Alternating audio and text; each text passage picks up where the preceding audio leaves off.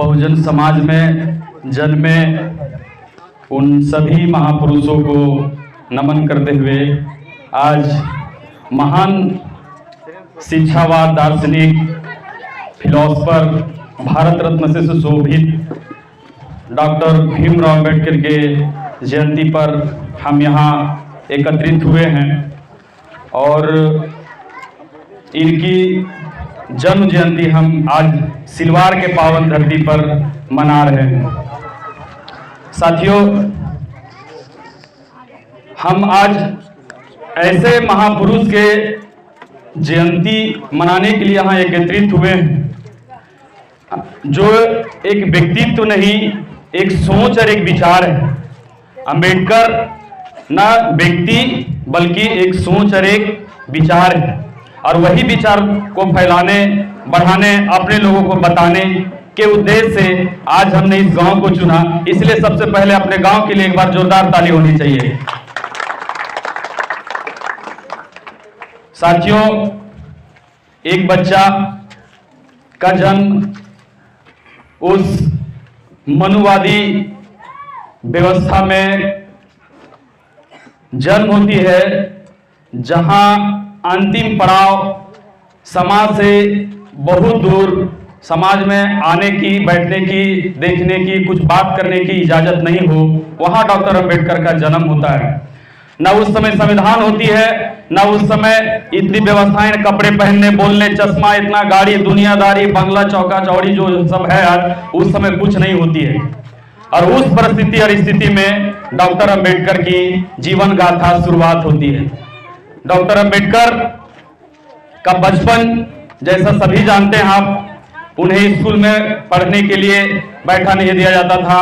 School से बाहर रह करके उन्होंने पढ़ा और इतना संघर्ष को झेला कि संघर्ष के बदले भारत में आज हर आदमी इनका जयंती मनाने के लिए आतुर है कि हम भी डॉक्टर अंबेडकर की जयंती मनाएं, हम भी डॉक्टर अंबेडकर की जयंती मनाएं। आज हमारे जो मेन दुश्मन है, ब्राह्मणवादी लोग भी डॉक्टर अंबेडकर की जयंती मनाने के लिए आतुर है। इस बात को हमें समझने की जरूरत है। अगर डॉक्टर अंबेडकर एक व्यक्ति होते तो इनके जयंती मनाने के लिए इतने लोग आतुर नहीं होते। इसके पीछे रीजन क्या है, इस रीजन को जानने की जरूरत है कि आज जद्दोजहद के साथ आज दिन भर सभी समय निकाल करके जो समझते हैं इस विचारधारा को, वो आज यहाँ क्यों है।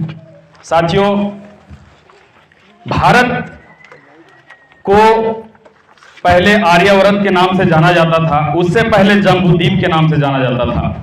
जम्बूद्वीप भारत के मूल निवासियों ने नाम रखा था भारत को, जम्बूद्वीप। यहाँ सिंधु सभ्यता जैसे यहाँ सभ्यता थी, समाज के लोग थे, समता मूलक के लोग थे। और बाहर से, जैसे हम लोगों ने बार बार बोला, 85 जागा 15 भागों, बार बार बोला 15 कौन और 85 कौन, ये जानने की भी जरूरत है हमें। ब्राह्मणवादी, हम जो मनुस्मृति व्यवस्था की बात कर रहे हैं, जो क्षत्रिय, वैश्य और ब्राह्मण, क्षत्रिय, वैश्य और शूद्र 4 वर्ण व्यवस्था हमारे भारत में पूरा रूप से लागू था।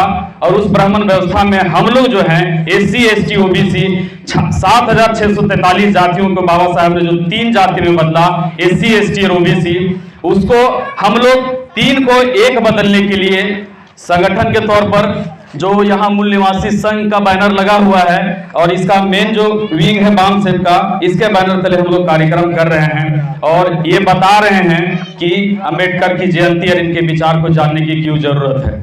साथियों, जब मनुस्मृति भारत में पूर्ण रूप से लागू थी, उस समय निचले पायदान पर SC, ST, OBC के लोग न पढ़ने की ये थी, पढ़ने की ना इजाजत थी, ना पढ़ने की व्यवस्था थी, ना कुछ करने की, बात करने की, ये करने की, जैसे मैंने बताया। उस व्यवस्था में डॉक्टर अंबेडकर ने आगे बढ़ करके अपने समाज को ऊपर पायदान तक लाया और हमें खाने पीने, पढ़ने लिखने का और एक से एक लग्जरियस लाइफ जीने का ये जो जीवन दिया, इसके लिए मैं डॉक्टर अंबेडकर के श्री चरणों में कोटि कोटि नमन करता हूँ।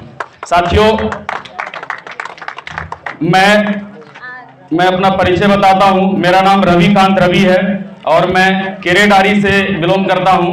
केरेडारी हजारीबाग के प्रखंड है और मैं वर्तमान में political party People's Party of India Democratic के जिलाध्यक्ष के तौर पर हमें कार्य करने का प्रभार सौंपा गया है और हम लोग इसी के तहत कार्य करते हैं। इसके अलावा भी यहाँ जहाँ जहाँ भी जाना पड़ता है समाज में जागृति करने का, लोगों को संविधान के बारे में बताने का, वहाँ हम लोग जाते हैं। दिन हो रात हो सब जगह जा करके हम लोग जन जागरण करने का काम करते हैं। साथियों, मैं डॉक्टर अंबेडकर 16 से लेकर 56 तक जो संघर्ष इन्होंने किया, उस संघर्ष के बारे में ज़्यादा बातें नहीं करूंगा, क्योंकि यहाँ एक से एक वक्ता बैठे हुए हैं और उन वक्ताओं को सुनेंगे। मैं फिर से एक बार श्रद्धांजलि और नमन करता हूं डॉक्टर अंबेडकर को और अपनी वाणी को विराम देता हूं। जय भीम, जय मूल निवासी।